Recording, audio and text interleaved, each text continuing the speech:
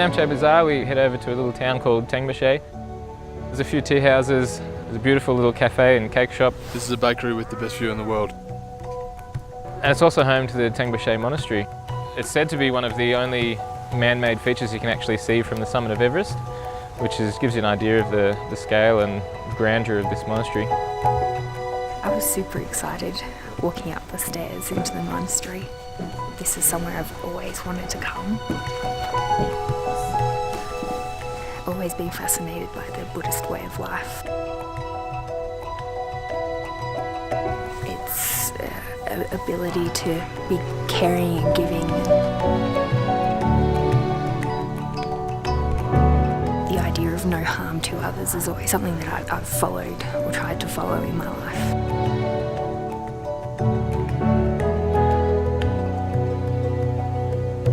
Something to be experienced. This place, you've got to come to it. It is amazing.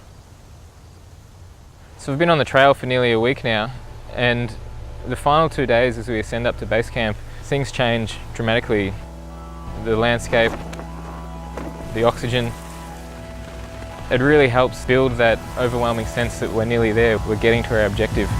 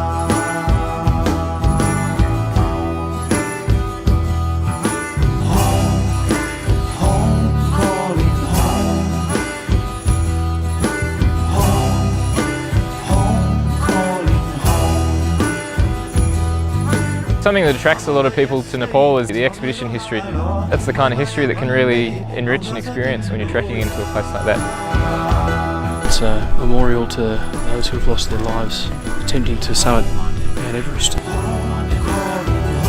This place is so special because it's where people can come and pay their respects. It's magnificent. I mean, the sheer panoramic view of the Himalayas from here, it's quite humbling.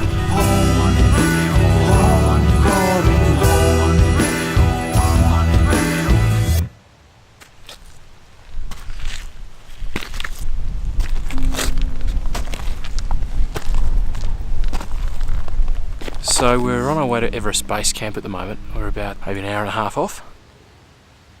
I mean, just take a look at this place. It is absolutely magnificent. The last day approaching base camp, it's always an interesting one. There's a lot of anticipation in the air. There's generally a little less conversation as people are contemplating why they've undertaken this trip.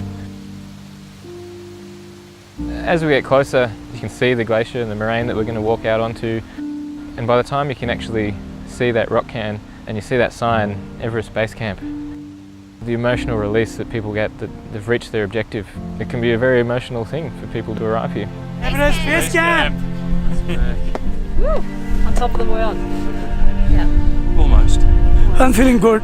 It's very exciting. I'm really happy that we've reached where we have. Too good, Adrian. I think the strange thing about visiting somewhere like base camp is that it is a beautiful environment. There's mountains and beautiful glaciers, but it's also a really harsh environment. Being at a base camp and getting letters from the family, it was pretty special. And to be there as well and see Everest that close and to understand that's where people who climb the thing actually live and breathe for a few months. And to look up at Mount Everest and think about that's where so many people have started their expedition from and really felt the presence of greatness.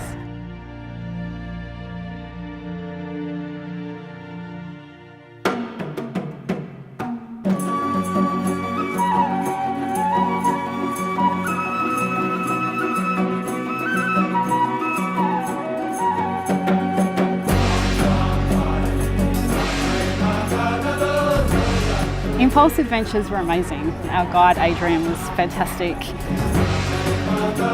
Adrian's just one of those guys who you trust innately. He's got the right balance between cultural tourism and adventure tourism. I think he's an ideal service provider for the Australian adventure market.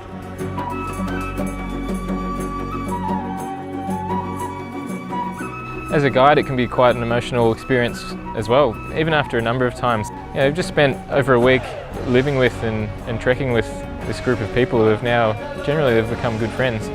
And being there and seeing them reach their goals and throw their arms around each other and smile and laugh and cry when they finally get to their objective, it's quite moving.